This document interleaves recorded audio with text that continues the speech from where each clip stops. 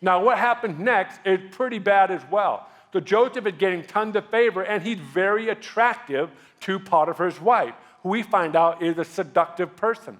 And every day she's coming on to Joseph saying, lie with me, lie with me. And he's like, I don't want to lie with you. I'm good. I don't need you. I'm smart. And every day he kept saying, I want to lie with you. I want to lie with you. And then one day it was just Potiphar's wife and Joseph in the house. No one else was there. And Potiphar's wife saying, lie with me, and grabs him. And he says, no, why would I do that when your husband has trusted me with everything? So he takes off running. Well, she gets a hold of his jacket, his coat. And then that night when the husband comes home, Potiphar comes home, she goes up to him and says, Joseph tried to lie with me today. And here's the coat to prove it. Potiphar lost it and throws him in jail. So now Joseph is now taking a massive step. He's been rejected by his family, sold into slavery, and now he's in prison. How many would say he's moving a lot farther away from his future? So now he's in prison. Imagine this guy. But what's phenomenal about this guy, no matter where he is successful. There's no record of him moaning or complaining. It doesn't mean he didn't. I'm sure there were moments, but he seemed to have a knack for going, God is with me, and I'll make everything around me awesome. No matter what the scenario is, I will make this place beautiful. If you end up in a prison, then make your prison look awesome.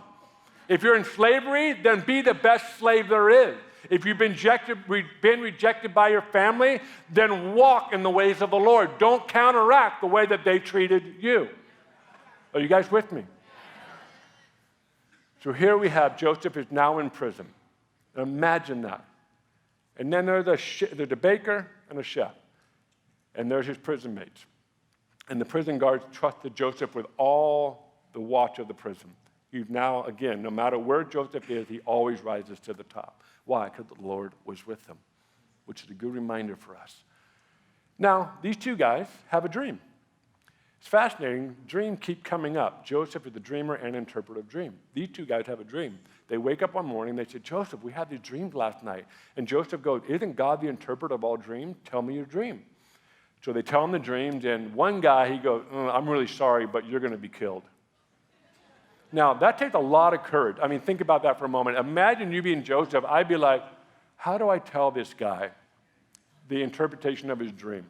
You know what? Something bad's going to happen to you, so just kind of get ready for it. No, he tells him straight up, really sorry, but you're going to be killed. Then he looked at the other guy and said, oh, you know what? Your dream's different. You're actually going to get out of prison and be restored back to where you were. Imagine that day. One guy devastated, the other guy stoked. Now, a day comes where the baker, he gets restored back to his position in Pharaoh's house. Okay, stay with me. I just have a few more minutes. He's restored back to his position in Pharaoh's house. And on the way out the door, Joseph goes, don't forget about me. Well, he forgets about Joseph. So now let's go to chapter 41. Between chapter 39 and chapter 41, the big guy, Pharaoh, has a dream, has a couple dreams. And he consults with his people in his life, and nobody could interpret the dream. And so he asked, who can interpret the dream? Well, the guy that got out of prison thought, oh, I totally forgot. There was a guy in prison, a Hebrew man, that interpreted my dream for me. And so they said, well, go get him. So they bring him out, and look at verse 14. Then Pharaoh sent and called Joseph, and they brought him quickly out of the dungeon, and he shaved, changed his clothing, and came to Pharaoh. And verse 15 on is basically the story of Pharaoh telling Joseph his dream, and Joseph tells him the interpretation. This is probably the main point I'm trying to get to today. You are one text message away from your breakthrough. You are one direct message, you are one email, you are one phone call away from your breakthrough. Imagine that moment right there. Joseph has been rejected by family, in a pit, sold into slavery, been lied about by Potiphar's wife, is now in prison, and in one moment, everything changed. See, there is a back door to your future. Some of you need to hear this today. You've had so many setbacks, you've lost hope.